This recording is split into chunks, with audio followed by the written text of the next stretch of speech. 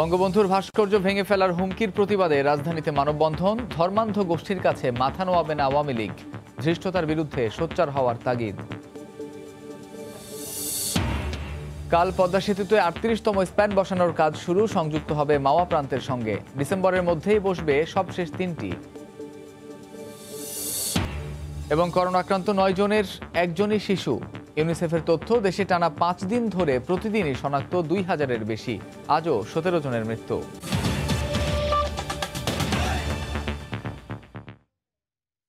সময় সংবাদের সঙ্গে আছি আমি কামরুজ্জামান।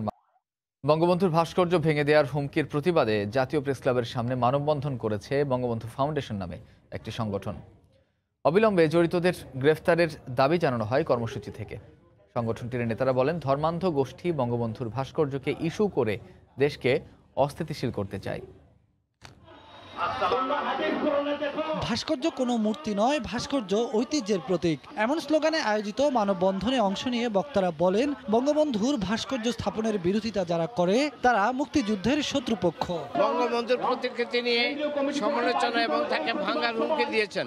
এটা বাংলাদেশে কখনোই সম্ভব নয়, কারণ বাংলাদেশের ৯০% লোক স্বাধীনতার পক্ষে। যে উদ্যত বলা হয়েছে, এই জন্য আমরা তীব্র প্রতিবাদ ও নিন্দা জানাই। শুক্রবার সকালে জাতীয় প্রেস ক্লাবের সামনে বঙ্গবন্ধু ফাউন্ডেশনের উদ্যোগে আয়োজিত এই মানববন্ধন কর্মসূচি থেকে ভাস্কর্য ভাঙার হুমকিদাতাদের গ্রেফতারের দাবি জানানো হয়। যারা ধর্মের নামে এসব অপপ্রচার চালাচ্ছে তাদেরকে অনতিবিলম্বে গ্রেফতার করা হোক। বঙ্গবন্ধুর ভাস্কর্য বুড়িগঙ্গার ফেলে দেওয়ার যে উদ্ধতপূর্ণ আচরণ দিয়েছেন, তাকে দ্রুত সময়ের মধ্যে গ্রেপ্তার করে দৃষ্টান্তমূলক শাস্তি আমরা দাবি করছি। তারা বলেন, একটি মহল ধর্মের নামে ভুল বুঝিয়ে বঙ্গবন্ধুর ভাস্কর্য নিয়ে জনমনে বিভ্রান্তি তৈরি করছে। এই হুমকি শুধুমাত্র ইসলাম ধর্মের নামে কোনো হুমকি নয়, এটি একটি বাংলাদেশের বিরুদ্ধে ষড়যন্ত্র।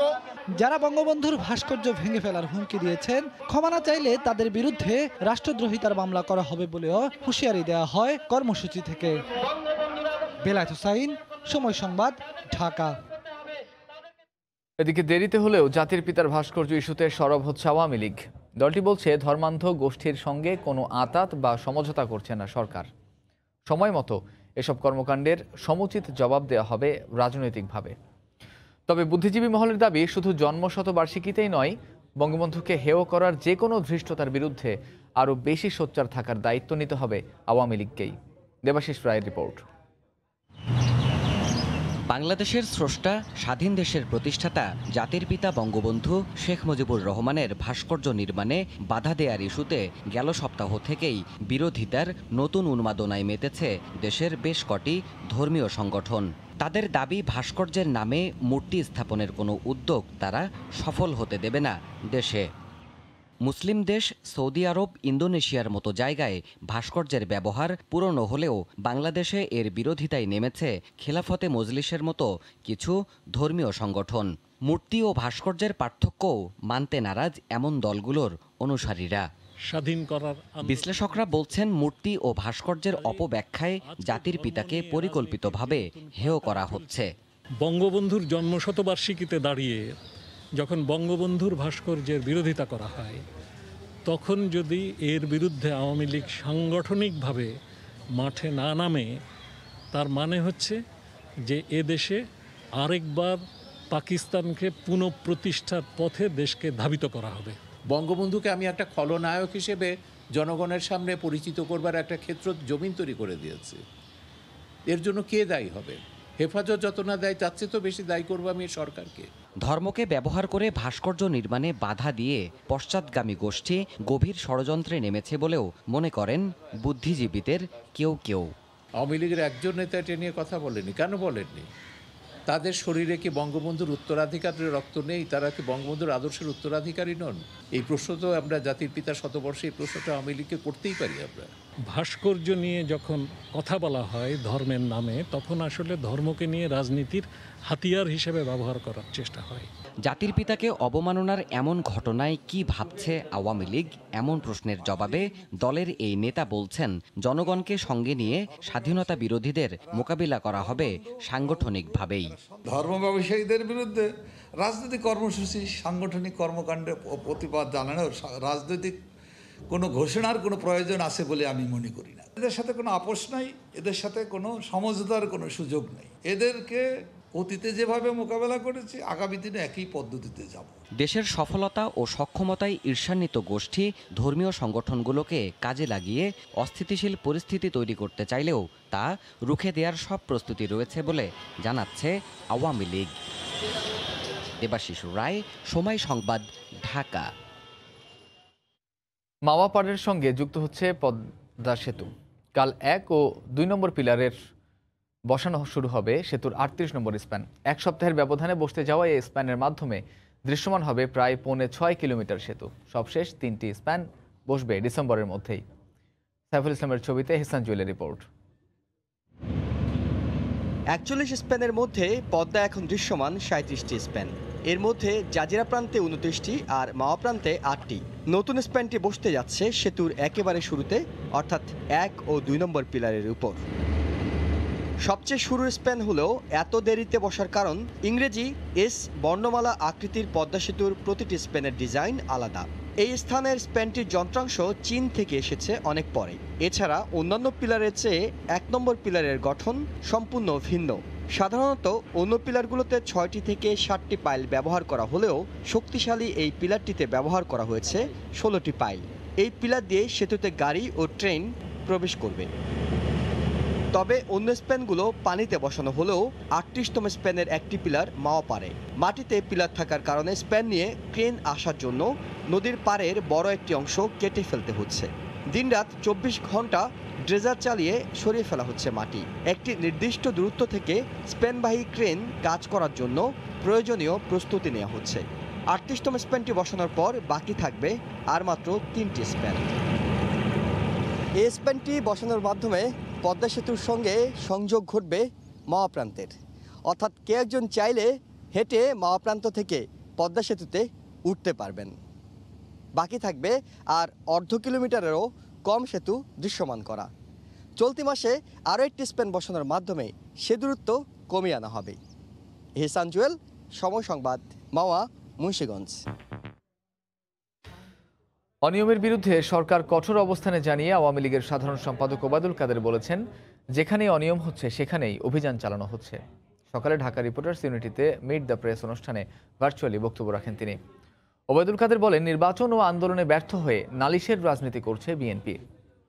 নির্বাচন নিয়ে, গণতন্ত্র নিয়ে তারা কথা বলে, অথচ এদেশে গণতন্ত্র, বহুদলীয় গণতন্ত্রের নামে রাতের বেলা কারফিউ জারি করা যে গণতন্ত্র, হ্যাঁ না ভোটে না বাক্স অনেক জায়গায় ছিলই না, সেই গণতন্ত্রের ছবি এদেশের মানুষ দেখেছে।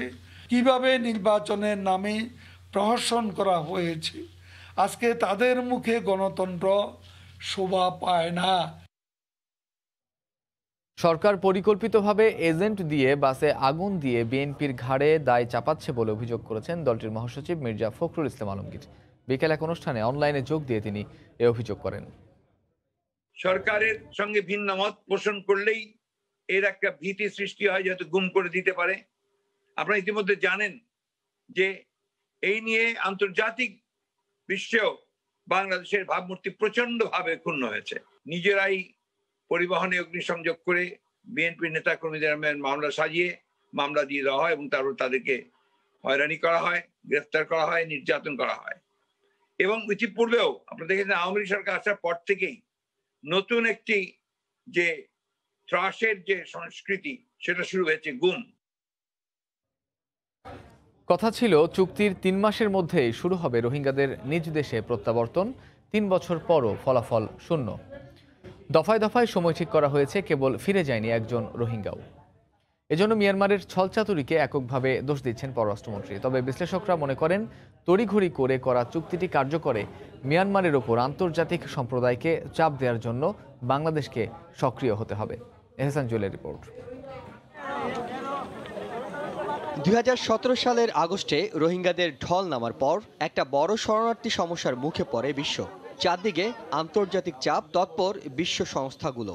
3 মাসের মাথায় এমন একটা সময় আসার আলো খুঁজে পায় বাংলাদেশ।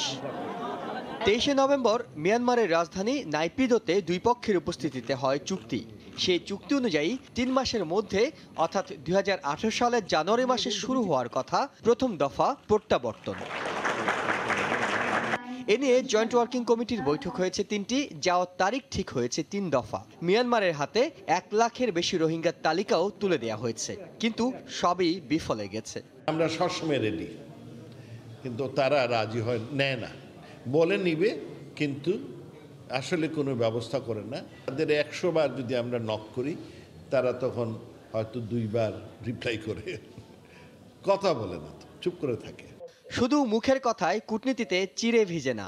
মিয়ানমারকে এজন্য রাজনৈতিক, অর্থনৈতিক ও সামরিক যে চাপ তৈরির কথা সেটা দেয়নি বিশ্বের প্রভাবশালী দেশগুলো। উল্টো দেশটিতে বিদেশি বিনিয়োগ আরও বেড়েছে। চুক্তিটা তড়িঘড়ি করে খুবই দুর্বল একটা চুক্তি করা হয়েছে, যেটা আসলে করা উচিত ছিল না। যে চুক্তিটা সই হয়েছে এটাতে আসলে এমন কোনো সেফগার্ড নাই যে মানে মিয়ানমার তাদেরকে নিতে বাধ্য হবে। যতই দিন যেতে থাকবে, বৈশ্বিক আলোচনার টেবিলে রোহিঙ্গা প্রত্যাবর্তন ইস্যুটি দিন দিন আরও গুরুত্ব হারানোর আশঙ্কা করা হচ্ছে, যার দীর্ঘমেয়াদী কুফল হয়তো ভোগ করতে হবে বাংলাদেশকেই।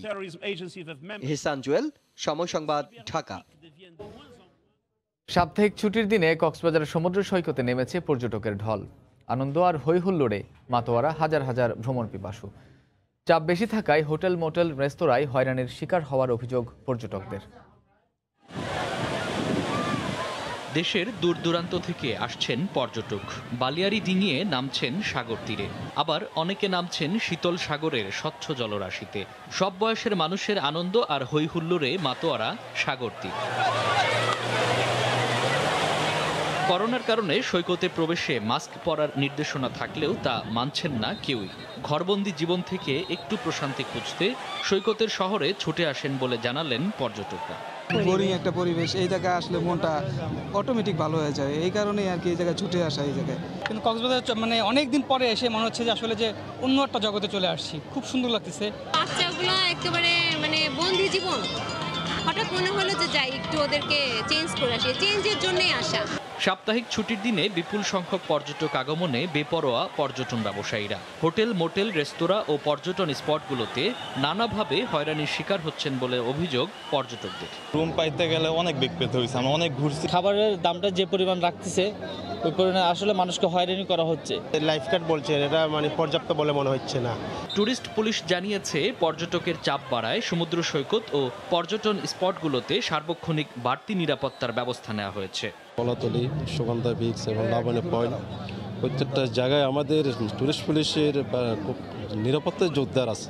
কক্সবাজার সৈকত ছাড়াও পর্যটকরা দরিয়ানগর, হিমছড়ি, পাথুরে সৈকত, ইনানি ও প্রবালদ্বীপ, সেন্ট মার্টিন ঘুরে বেড়াচ্ছেন। সময় সংবাদ, কক্সবাজার। এই মুহূর্তে সৈকতের লাবণী পয়েন্টে আছেন রিপোর্টার সুজাউদ্দিন রুবেল। সরাসরি চলে যাচ্ছি তার কাছে। রুবেল, বিশ্বের দীর্ঘতম সমুদ্র সৈকতের বালিয়াড়িতে বসে যে সূর্যাস্ত, সেটি সূর্যাস্ত দেখার জন্য কিন্তু হাজারো পর্যটক ঢল নামে এই সপ্তাহের ছুটির দিনে। এখন সূর্য ডুবে গিয়েছে, কিন্তু এখনও পর্যন্ত হাজার হাজার পর্যটক প্রতিটি পয়েন্টে অবস্থান করছে এবং তারা তাদের মতো আনন্দ করছে। আমরা এখন দেখতে পাচ্ছি যে সমুদ্র সৈকতের যে লাবণী পয়েন্ট থেকে শুরু করে কলাতলি পয়েন্ট পর্যন্ত দীর্ঘ যে সাগর তীর রয়েছে, সেই সাগর তীরে পর্যটকরা কিন্তু তাদের যে আনন্দ সেটি এখনো পর্যন্ত অব্যাহত রেখেছে।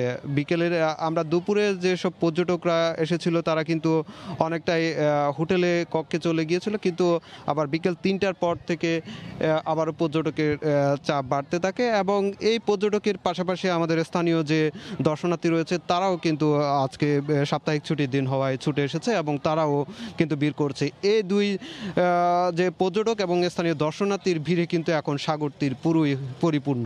এখানে পা ফেলার জায়গা নেই। সাগর তীরে প্রচুর মানুষ তারা তাদের মতো করে ছবি তুলছে, আবার অনেকে আমরা যে সমুদ্রের পার ঘেঁষে যে পানি রয়েছে সেটি নিয়ে অনেকে আনন্দ করছে আমরা দেখতে পেয়েছি। এদিকে যে করোনা পরিস্থিতি চলছে, এই করোনা পরিস্থিতি কিন্তু বরাবরই উপেক্ষিত। এখানে যে সপ্তাহে বিপুল সংখ্যক পর্যটক আসলো, এই সব মানুষকে কিন্তু সচেতন কিংবা মাইকিং বা মাস্ক পরার জন্য যে ব্যবস্থা যে করার জন্য যে প্রশাসনের পক্ষ থেকে যে মাইকিং করার কথা সেটি কিন্তু আমরা লক্ষ্য করছি না। সমুদ্র সৈকতে যে কয়টি পয়েন্ট আছে সব কয়টি পয়েন্টে কিন্তু মানুষ মাস্ক ছাড়া প্রবেশ করছে এবং তারা তাদের মতো ঘোরাফেরা করছে।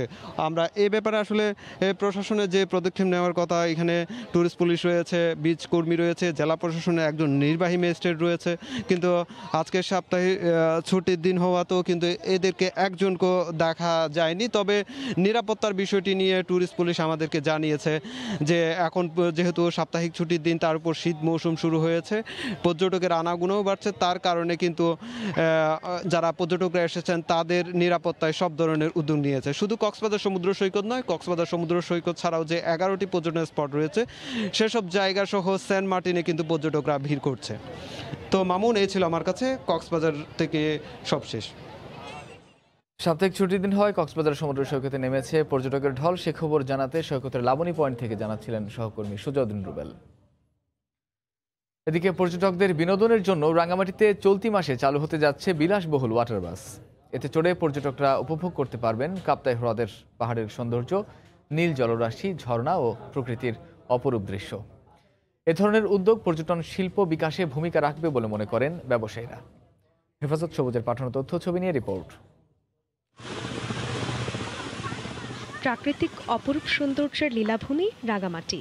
725 বর্গ কিলোমিটার আয়তনে বিশাল কাপ্তাই হ্রদ। হ্রদের পাশে ছড়িয়ে ছিটিয়ে রয়েছে পাহাড়, নীল জলরাশি, প্রকৃতির অপরূপ ঝর্ণা ও ঝুলন্ত সেতু।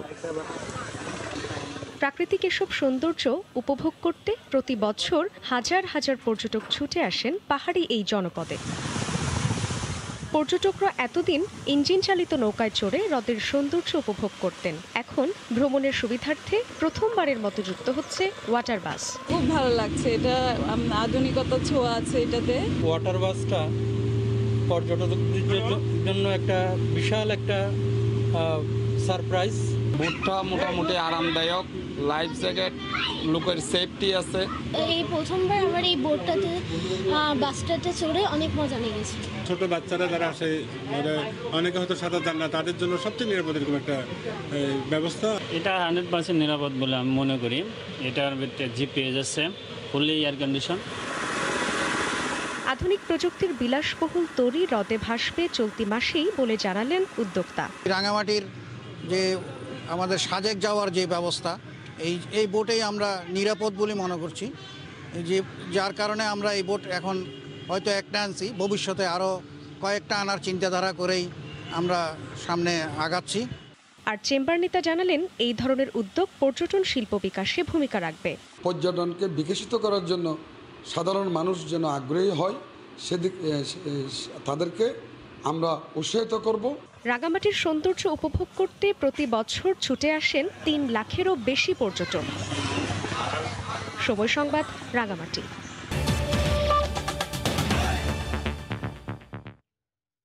করোনা পরিস্থিতির খবর। টানা 5 দিন ধরে দেশে করোনা শনাক্তের সংখ্যা প্রতিদিনই 2000-এর ওপর ছাড়িয়ে যাচ্ছে। স্বাস্থ্য অধিদপ্তরের হিসেবে আজ দুপুর পর্যন্ত সবশেষ 24 ঘন্টায় করোনায় মারা গেছেন 17 জন। এ নিয়ে দেশে মৃতের সংখ্যা বেড়ে দাঁড়ালো 6322 জনে। 24 ঘন্টায় শনাক্ত হয়েছেন 2275 জন।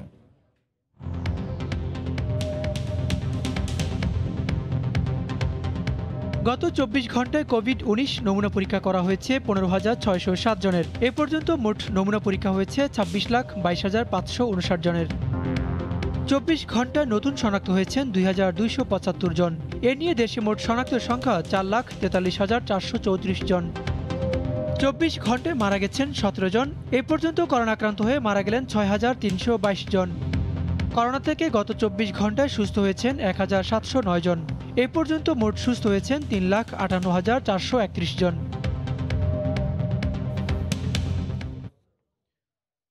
রাঙ্গামাটিতে মসজিদে মসজিদে মুসল্লিদের মাস্ক ব্যবহার নিশ্চিতে সচেতনতামূলক কর্মসূচি পালন করেছে জেলা প্রশাসন।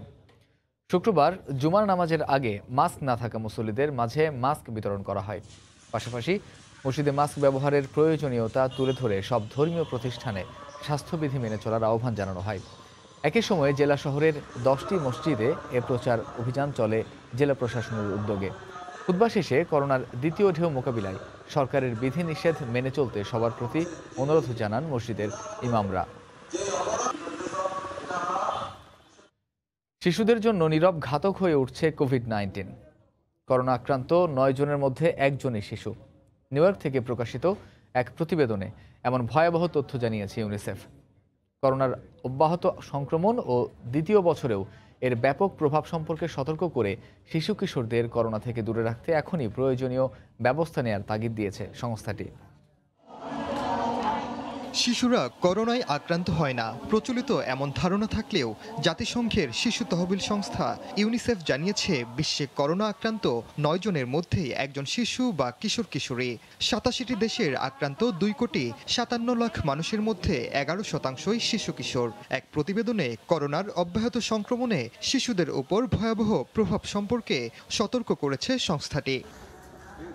প্রতিবেদনে বলা হয়, স্বাস্থ্য ও সামাজিক সেবা প্রাপ্তিতে কোভিড-19 শিশুদের জন্য মারাত্মক হুমকি ও বাধা হয়ে দেখা দিয়েছে। করোনার কারণে বিভিন্ন দেশে হাসপাতালে বহির্বিভাগে শৈশবকালীন সংক্রামক রোগের চিকিৎসার পাশাপাশি 1/3 নিয়মিত টিকাদান কমে গেছে। এই সংকট যত দীর্ঘ হবে, শিশুদের শিক্ষা, স্বাস্থ্য, পুষ্টি ও সামগ্রিক কল্যাণের উপর এর প্রভাব তত গভীর হবে। পুরো একটি প্রজন্মের ভবিষ্যৎ ঝুঁকির মধ্যে রয়েছে বলে উল্লেখ করা হয় প্রতিবেদনে। করোনার কারণে স্কুল বন্ধ হয়ে যাওয়ায় 57 কোটি 20 লাখ শিক্ষার্থী ক্ষতিগ্রস্ত হয়েছে, যা বিশ্বব্যাপী স্কুলে যাওয়া শিক্ষার্থীদের 33%। তবে প্রাথমিক সুরক্ষা মেনে চললে স্কুল বন্ধ রাখলে যে সুবিধা পাওয়া যায়, বরং খোলা রাখলে আরও বেশি সুবিধা পাওয়া যায় বলে দাবি সংস্থাটির। বলা হয়, স্কুলের চেয়ে স্কুলের বাইরেই সবচেয়ে বেশি সামাজিক সংক্রমণ হয়। নির্ধারিত সময় লক্ষ্যে রেখে নিরাপদে স্কুলগুলো পুনরায় চালু করার জন্য পরিচালনাগত পরিকল্পনার তাগিদ দিয়েছে ইউনিসেফ। ওমর ইনান, সময় সংবাদ। করোনা সংক্রমণ বেড়ে যাওয়ায় যুক্তরাষ্ট্রের ক্যালিফোর্নিয়ায় রাতে কারফিউ জারি করা হয়েছে। বৃহস্পতিবার এক ভার্চুয়াল সংবাদ সম্মেলনে এ ঘোষণা দেয় অঙ্গরাজ্যটির স্বাস্থ্য বিভাগ। 21শে ডিসেম্বর পর্যন্ত প্রতিদিন রাত 10টা থেকে ভোর 5টা পর্যন্ত কারফিউ বলবৎ থাকবে। পরিস্থিতি বিবেচনায় মেয়াদ আরও বাড়ানো হতে পারে। করোনার দ্বিতীয় ধাক্কায় কাবু যুক্তরাষ্ট্র। প্রতিদিনই বাড়ছে আক্রান্তের সংখ্যা, দীর্ঘ হচ্ছে মৃত্যুর মিছিল। সংক্রমণের দিক দিয়ে এগিয়ে থাকা অঙ্গরাজ্যগুলোর মধ্যে অন্যতম ক্যালিফোর্নিয়া। পরিস্থিতি মোকাবিলায় তাই আবারও রাতে কারফিউ জারি করেছে অঙ্গরাজ্যটি। শনিবার থেকে রাতভর এই কারফিউ বলবৎ থাকবে আগামী 21শে ডিসেম্বর পর্যন্ত। বৃহস্পতিবার এক ভার্চুয়াল সংবাদ সম্মেলনে এ কথা জানায় ক্যালিফোর্নিয়ার স্বাস্থ্য বিভাগ। ক্যালিফোর্নিয়ার 58টি কাউন্টির প্রায় 41টি অঞ্চল। যুক্তরাষ্ট্রের সবচেয়ে বেশি সংক্রমিত অঙ্গরাজ্যগুলোর মধ্যেও ক্যালিফোর্নিয়া অন্যতম বলে জানানো হয়। যুক্তরাষ্ট্রে বৃহস্পতিবার একদিনে শনাক্ত হয়েছেন প্রায় 2 লাখ, মারা গেছেন 2000-এর বেশি। আর ক্যালিফোর্নিয়ায় একদিনে আক্রান্ত হয়েছেন প্রায় 13,000, মৃত্যু হয়েছে 2 শতাধিক। অন্য কর্মকার, সময় সংবাদ। এবার 1 টাকায় চিকিৎসা পাবেন চট্টগ্রামবাসী। সে সঙ্গে দেশে প্রথমবারের মতো বিনিময় প্রথায় স্বাস্থ্যসেবা দেওয়ার ব্যবস্থা করা হয়েছে সুবিধাবঞ্চিত মানুষের জন্য।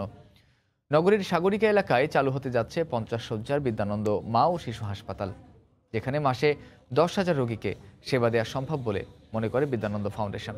নুরজামাল আতিকের ক্যামেরায় বিস্তারিত জানাচ্ছেন পার্থ প্রতিম বিশ্বাস। মানুষ মানুষের জন্য, জীবন জীবনের জন্য, সেবার এই ব্রত নিয়ে কাজ করে চলেছে বিদ্যানন্দ ফাউন্ডেশন। 1 টাকার আহারের পর এবার সুবিধাবঞ্চিত মানুষকে 1 টাকায় চিকিৎসা দিতে চলেছে সংগঠনটি। শুধু তাই নয়, নিজের কাছে থাকা যে কোনো জিনিসের বিনিময়েও সেবা নিতে পারবেন সাধারণ মানুষ। চট্টগ্রাম নগরীর সাগরিকা এলাকায় চালু হতে যাচ্ছে বিদ্যানন্দ মা ও শিশু হাসপাতাল। হয়তো একজন আদিবাসী আলীকদম থেকে আসতে পারে, তার হয়তো টাকা নাও থাকতে পারে, সে তার ক্ষেতের একটা এই পণ্য দিয়েও আমাদের কি এই সেবা নিতে পারে। প্রস্তাবিত 50 শয্যার এই হাসপাতালে থাকবে 21 শয্যার জেনারেল, 12 শয্যার জরুরি, 16 শয্যার কোভিড ওয়ার্ড এবং 1 শয্যার ডেন্টাল ইউনিট। দেশের প্রান্তিক জনপদে সেবা দিতে রয়েছে টেলিমেডিসিন সার্ভিস। এই হাসপাতালে স্বেচ্ছায় সেবা দিতে পেরে খুশি স্বাস্থ্যকর্মীরা। যারা সুবিধা বঞ্চিত, আমাদের অবশ্যই উচিত তাদের জন্য কিছু করা। ওই সব মানুষদের জন্য অনেক সাহায্য হবে যারা রাস্তায় থাকে, যাদের দেখার কেউ নাই। যেহেতু স্থায়ী হাসপাতাল, আমরা আউটডোরে রোগী দেখা শুরু করবো, এরপর আস্তে আস্তে আমরা ভর্তি রোগী দেখবো। দারিদ্র জয় করতেই স্বপ্নের হাসপাতালের বাস্তবে রূপায়ণ বলে জানান বিদ্যানন্দ ফাউন্ডেশনের সাধারণ সম্পাদক। এটা ভালো লাগার চাইতে যদি উপরে কিছু থাকে, আত্মতৃপ্তি, আত্মসন্তুষ্টি। এর আগে নগরীর পতেঙ্গ এলাকায় করোনা রোগীদের চিকিৎসায় 100 শয্যার ফিল হাসপাতাল করা হয়। বিদ্যানন্দের মা ও শিশু এই হাসপাতালটি চালু হলে এই এলাকার মানুষজন ও শিশুরা পর্যাপ্ত চিকিৎসা সেবা পাবে, তা কিন্তু নিঃসন্দেহে বলাই যায়। চট্টগ্রামের বিদ্যানন্দ মা ও শিশু হাসপাতাল থেকে পার্থ প্রতিম বিশ্বাস, সময় সংবাদ। ঢাকা বিশ্ববিদ্যালয়ের বিতর্কিত সান্ধ্যকালীন MBA কোর্সের ভর্তি পরীক্ষার জন্য কেন্দ্রে ডেকে আবার বাতিল করেছে বিশ্ববিদ্যালয় প্রশাসন। আজ সকাল 11 থেকে 12টা পর্যন্ত রাজধানীর Azimpur government girls school and কলেজে পরীক্ষা অনুষ্ঠিত হওয়ার কথা ছিল। ভর্তি পরীক্ষার মতো গুরুত্বপূর্ণ বিষয় নিয়ে ব্যবসায় অনুষদের ডিন ও ঢাকা বিশ্ববিদ্যালয়ের উপাচার্য পরস্পর বিরোধী বক্তব্য দিয়েছেন। মহামারী পরিস্থিতিতে ঢাকা বিশ্ববিদ্যালয় সহ দেশের সকল বিশ্ববিদ্যালয়ের ক্লাস ও পরীক্ষা স্থগিত রয়েছে। বাতিল হয়েছে পাবলিক পরীক্ষাও। এমত অবস্থায় অত্যন্ত গোপনীয়তার সঙ্গে ঢাকা বিশ্ববিদ্যালয়ের বিতর্কিত সান্ধ্যকালীন MBA কোর্সে শিক্ষার্থী ভর্তির বিজ্ঞপ্তি দিয়েছে ব্যবসা প্রশাসন অনুষদ। সান্ধ্যকালীন MBA 45তম ব্যাচের এই ভর্তি পরীক্ষায় অংশ নিতে Azimpur government girls school and কলেজে শুক্রবার সকালে ভিড় করেন হাজারেরও বেশি শিক্ষার্থী। কেউ কেউ প্রবেশও করেন পরীক্ষা কেন্দ্রে। পরীক্ষা শুরুর ঠিক আগ মুহূর্তে খবরটি গণমাধ্যমে প্রকাশ পেলে খুদে বার্তা দিয়ে পরীক্ষা বাতিল করা হয়। হলে বসে আছি, হঠাৎ করে আবার মেসেজ আসলো স্থগিত করা হয়েছে। তারা একটা SMS দেয়। SMSটা হচ্ছে দুঃখিত, অনিবার্য কারণবশত আজকের ইভিনিং MBA পরীক্ষা ভর্তি পরীক্ষা স্থগিত করা হয়েছে। যদি মেসেজটা আগে দিত আমি হয়রানি শিকার হতাম না। সারা নাইট জায়গায় আমরা আসছি, যারা গ্রাম থেকে আসছে বা বিভিন্ন ডিস্ট্রিক্ট থেকে আসছে তাদের অবস্থাটা কি হবে? এই বাতিলটা তারা একদিন আগে কেন করলো না? উপাচার্য জানান এ ব্যাপারে কিছুই জানেন না তিনি। আর ব্যবসা প্রশাসন অনুষদের ডিন বিষয়টিকে ভুল বুঝাবুঝি বলে যুক্তি দেন। কালকে রাতে এটা জানলাম, তো পুরো তথ্যটা ছিল না। তো সকালে আমি আজকে সব তথ্যগুলো পাওয়ার পরে নীতিমালা না হওয়া পর্যন্ত নীতিমালার আলোকে এটা নেওয়া যাবে, এর আগে তো নেওয়া যাবে না। এর মধ্যে কিছু মিসইন্টারপ্রিটেশন এসছে, সেই মিসইন্টারপ্রিটেশনের কারণে আমরা আপাতত পরীক্ষাটা স্থগিত করেছি। ভবিষ্যতে ইনশাআল্লাহ সেগুলো ক্লিয়ারিফাই করে পরীক্ষা নেব। ঢাকা বিশ্ববিদ্যালয়ের 52তম সমাবর্তনে রাষ্ট্রপতি মোহাম্মদ আব্দুল হামিদ সান্ধ্য কোর্সের ব্যাপক সমালোচনা করলে বিশ্ববিদ্যালয় মঞ্জুরি কমিশন কঠোর অবস্থানে যায়। প্রধানমন্ত্রী শেখ হাসিনাও রাষ্ট্রপতির বক্তব্যকে সমর্থন দেন। পরবর্তীতে ঢাকা বিশ্ববিদ্যালয়ের একাডেমিক কাউন্সিল সান্ধ্যকালীন কোর্স স্থগিত করে। নাজমুস সালিহি, সময় সংবাদ, ঢাকা। রংপুরে বিনোদন কেন্দ্র ভিন্ন জগতের মালিক SS কামাল আহমেদের মালিকানাধীন ছাপাখানা থেকে নকল ব্যান্ড রোল তৈরির উপকরণ উদ্ধার করা হয়েছে। গ্রেফতার করা হয়েছে তার ছেলে তহিদুল ইসলাম তপু সহ 3 জনকে। জব্দ করা হয় 58 লাখ টাকা মূল্যমানের নকল ব্যান্ড রোল। তারিকুল ইসলামের ক্যামেরায় রতন সরকারের রিপোর্ট। শুক্রবার ভোরে নগরীর সাহেবগঞ্জ এলাকা থেকে 6 লাখ নকল ব্যান্ডরোল সহ মমিনুল ইসলাম নামে এক ব্যক্তিকে আটক করে পুলিশ। তার দেয়া তথ্য অনুযায়ী সিওবাজার এলাকার একটি ছাপাখানায় হানা দিয়ে উদ্ধার করা হয় নকল ব্যান্ডরোল তৈরির প্লেট সহ বেশ কিছু আলামত। এই প্রেস থেকে তৌফিক আহমেদ তপু ও আতিকুল ইসলামকে গ্রেফতার করে হারাগাছ থানায় নেওয়া হয়। তপু প্রেসের মালিক ব্যবসায়ী কামাল আহমেদের ছেলে। প্রেসটা আমাদের, কিন্তু আমরা ভাড়া দিয়েছি একটা প্রেস, আমাদের ভাড়া চুক্তি নামা আছে তাদের সাথে। তৌফিক আমার ছেলে, এটা ঠিক আছে। তবু সব তো এই কারখানার মালিক। এখানে খালি কাগজ তৈরি হয় আর মিষ্টির কার্টুন তৈরি হয়। পেপার মিল আছে, কার্টুন তৈরি হয়, LG কোম্পানি আছে, এজিল মাল, এইসবে এখানে। এলাকাবাসী জানায় বিড়ি ও তামাক শিল্প অধ্যুষিত হারাগাছে প্রায় ধরা পড়ে কোটি কোটি টাকার ব্যান্ডরোল। সরকারের অনেক রাজস্ব ফাঁকি হচ্ছে, বিষয় প্রায় অনেক টাকায়। ছোট ছোট ফ্যাক্টরিতে তো চুরি করেই, পাশাপাশি বড় ফ্যাক্টরিরাও করে। তাদেরকে ভুলভাল বুঝিয়ে কাজগুলো করা হয়, কিন্তু মূলত যারা অপরাধী, মূলত যারা কালপ্রিট, এরা কিন্তু সবসময় ধরাছোঁয়ার বাইরেই চলে যায়। মহানগর পুলিশের মিডিয়া সেলের প্রধান তপু সহ 3 জনকে গ্রেফতার ও নকল ব্যান্ডরোল উদ্ধারের কথা স্বীকার করেন। এখানে সরকারকে বিশাল অঙ্কের রাজস্ব ফাঁকি দেওয়ার জন্য এই নকল ব্যান্ডরোল রূপী জাল ব্যান্ডরোল গুলো কাজ করা হচ্ছে। মোহাম্মদ আকিবুল ইসলামকে অ্যারেস্ট করার সাথে সাথে তার দেওয়ার তথ্য মতে ব্যান্ডরোল গুলো যেখানে তৈরি হয়েছে সেই প্রেস এবং প্রেসের যিনি মালিক তাকে গ্রেফতার করা হয়েছে। সরকারের রাজস্ব ফাঁকি দিতে হারাগাছ সহ আশেপাশের এলাকার অধিকাংশ কোম্পানি বিড়ি সিগারেটের গায়ে এসব নকল ব্যান্ডরোল ব্যবহার করছে। রতন সরকার, সময় সংবাদ, রংপুর। রাজশাহী নওদাপাড়া পাইকারি আড়তে সরবরাহ বাড়ায় সব ধরনের মাছের দাম কমেছে। এতে সাধারণ ক্রেতারা খুশি হলেও আশানুরূপ দাম না পাওয়ার অভিযোগ মৎস্য চাষিদের। বিস্তারিত সাইফুর রহমান রকির রিপোর্টে, ক্যামেরায় ছিলেন আব্দুল সালাম। সাপ্তাহিক ছুটির দিন হওয়ায় শুক্রবার সকালে রাজশাহীর নওদাপাড়া মাছের আড়তে বেড়েছে পুকুরে চাষ করা মাছের সরবরাহ। এতে রুই, কাতলা, মৃগেল, পাঙ্গাস, সিলভার কাপ সহ সব ধরনের মাছের দাম কমেছে। দাম কম হওয়ায় আড়তে মাছ কিনতে আসা ক্রেতারা সন্তোষ প্রকাশ করলেও কাঙ্ক্ষিত দাম না পাওয়ায় অসন্তুষ্ট মাছ চাষি ও ব্যবসায়ীরা। মানে পাইকারি যে রেটে কিনে পাওয়ার সময় পাওয়া যাবে, একটু সাশ্রয় পাই আর কি। মাছ কম দামে পাওয়া যায়, এই জন্যই এখানে আসছি। অন্যান্য জায়গায় মাছের দাম একটু বেশি, এখানে আমদানি বেশি। ফিটের দাম বাড়তে কিন্তু মাছের দাম সেই তুলনায় বহু কম। আমদানি বেশি, পাইকার কম, হ্যাঁ মাছ বিক্রির সময় একটু সমস্যা। তবে বাজারে চাহিদা থাকায় ভিন্ন চিত্র ছিল নদী নালা খাল বিলের মাছের দামের ক্ষেত্রে। আমদানি ভালো আছে তো দাম আশা অনুযায়ী আমরাও ভালো পাচ্ছি। এখানে যেহেতু মাছের আমদানি সব রকম মাছ পাওয়া যায়, এই জন্য মোটামুটি ভালো হয়। ভাই ভালো হয়, বাইপাসে কিনি, দাপান্ডি বেশি, কালীগঞ্জ বেশি। ছোট ও মাঝারি ব্যবসায়ীরা এই আড়ত থেকে প্রতিদিন পাইকারি দরে মাছ কিনে শহরের অলিগলি আর স্থানীয় বাজারে বিক্রি করে থাকেন। বাজার ভালো হলে ব্যাপারীরা বেশি মাছ ধরে, সেক্ষেত্রে আনুমানিক 40 লাখ টাকা 45 লাখ টাকার পর্যন্ত বেচা কিনা হয়।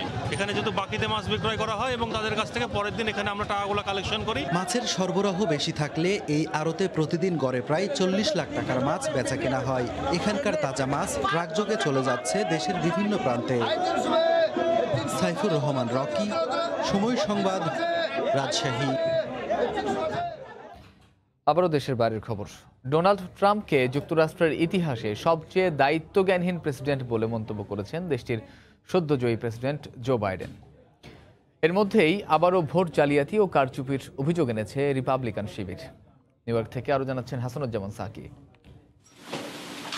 সদ্য সমাপ্ত মার্কিন প্রেসিডেন্ট নির্বাচনে ডেমোক্র্যাট প্রার্থী জো বাইডেনের বড় ব্যবধানে জয় এখন স্পষ্ট। তবে তা মানতে নারাজ রিপাবলিকান নেতা president Donald Trump. White house দখলে রাখতে চালিয়ে যাচ্ছেন নানামুখী চেষ্টা। এমন প্রেক্ষাপটে নির্বাচনের বিষয়ে বৃহস্পতিবার ওয়াশিংটন ডিসিতে সংবাদ সম্মেলন ডাকে ট্রাম্পের প্রচারণা শিবির। ট্রাম্পের অ্যাটর্নি রুডি জুলিয়ানি বলেন, একটা দুটো ভোট নয়, কয়েকটি রাজ্যে বড় ধরনের ভোট জালিয়াতি হয়েছে, আর কেন্দ্রীয়ভাবে এই পরিকল্পনা বাস্তবায়ন করা হয়। শুধুমাত্র একটি রাজ্যের গুটি কয়েক ভোট জালিয়াতি করা হয়নি, একই পদ্ধতিতে বেশ কয়েকটি রাজ্যে জালিয়াতির আশ্রয় নেওয়া হয়েছে। এই পরিকল্পনা কেন্দ্রীয়ভাবে বাস্তবায়ন করা হয়েছে। বিশেষ করে ডেমোক্র্যাট নিয়ন্ত্রিত বড় বড় রাজ্যগুলোতে সবচেয়ে বেশি ভোট কারচুপি হয়েছে। নির্বাচন নিয়ে রিপাবলিকান শিবির একের পর এক অভিযোগ তুললেও তা পাত্তা দিচ্ছেন না জো বাইডেন। নিজস্ব অফিস খুলে সরকার গঠনের নানা পরিকল্পনার পাশাপাশি করোনা মোকাবেলায় করছেন আলোচনা। এদিন রিপাবলিকান ও ডেমোক্র্যাট গভর্নরদের সাথে ভার্চুয়াল বৈঠক করেন তিনি। পরে সংবাদ সম্মেলনে বাইডেন বলেন, করোনা মহামারী মোকাবেলায় ঐক্যবদ্ধভাবে কাজ করতে হবে। Incident where he will go down in history as being one of the most irresponsible presidents in American history. It's just out of the, not even within the norm at all. এদিকে নির্বাচনে পরাজয় মেনে নিতে Donald Trump অস্বীকৃতি জানিয়ে এলেও তার প্রশাসনের কর্মকর্তারা জো বাইডেনের সঙ্গে যোগাযোগ করছেন বলে খবর প্রকাশ করেছে মার্কিন গণমাধ্যম CNN। এতে বলা হয়, হোয়াইট হাউসের বেশ কিছু বর্তমান ও সদ্য সাবেক হওয়া কর্মকর্তা বাইডেনের টিমের সঙ্গে নীরব যোগাযোগ শুরু করেছেন। হাসানুজ্জামান সাকি, সময় সংবাদ, নিউ ইয়র্ক।